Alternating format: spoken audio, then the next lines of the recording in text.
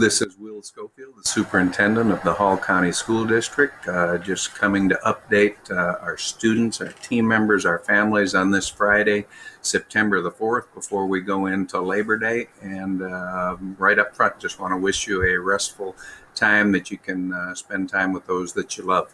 That being said, let's talk about next week. Next week, as you know, because our numbers are continuing to be stable in terms of COVID cases, will be what we have expected, and that is next Tuesday through Friday will be our first for the in-person students, the first 4 full days in a row for our student body, and that will be in grades kindergarten through 12th grade. That being said, we have been together for approximately a month now as 3,400 adults. We've completed 2 weeks of school, and I want to take this opportunity to share the lessons that we've learned in this last month. First of all, what we're seeing through our contact tracing and through the cases of COVID of individuals that either go to school or work for the Hall County School District is that, in the words of John Maxwell, it is the law of the chain that we are living out. We are only as strong as our weakest links.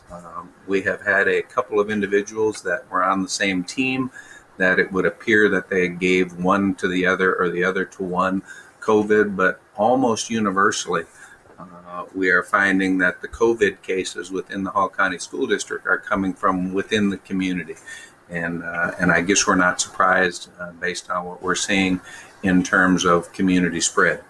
Also, what we're seeing within the Hall County School District is that our mitigation 200% accountability practices are being followed almost 100%. I can't begin to thank students, team members, our families for following these mitigation measures, because that is the only way we'll have a strong chance of remaining in school an overwhelming percentage of the 2020-2021 school year.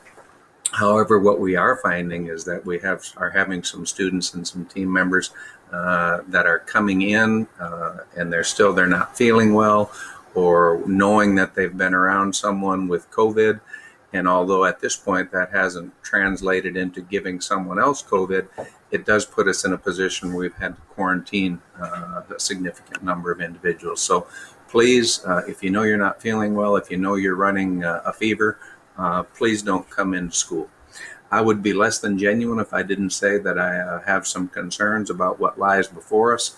Any of you that follow the news know that Georgia remains in a relatively high transmission mode in terms of COVID. And also what we're seeing is that the summer spikes we experienced, a lot of it can now be traced back either to the Memorial Day weekend or the 4th of July weekend. And I would just implore our students, I would implore our team members and our families to remember that we are in the midst of a pandemic. And if you are coming to school and being around other people, please keep that in mind as you plan for your 3-day weekend. Also, what we've had in the last several weeks is we've started the volleyball and softball season. I can't tell you again how proud I am, how pleased of the way that our students, our coaches, our fans, and our families have conducted themselves. I have had some disappointments about the way that perhaps teams and fans from other communities have come in and made it more difficult to follow the rules that we've set at our locations. But I just want to be the first to tell you we will continue to do all that is within our ability to keep our students, our team members, and our community safe. As you know, we'll have some football games tonight and tomorrow morning, this Friday and tomorrow Saturday morning. And I just want you to know that we have set capacities currently at 35%.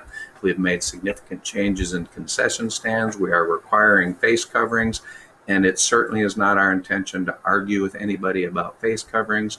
But once again, I just want to make it clear, we will do what we believe we need to do to keep our students, our families, our team members, and this community safe. And we certainly do appreciate your cooperation.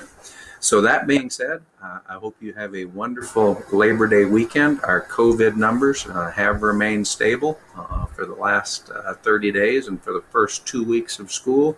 The only way that will continue to remain stable and to allow us to stay in school is if we continue to practice the best mitigation practices we can possibly have. And so at this time, much more as a dad than a superintendent, thank you. I wish everyone a safe and restful Labor Day weekend, and hope you get some time to spend time with those individuals that you love the most. So have a great Labor Day weekend.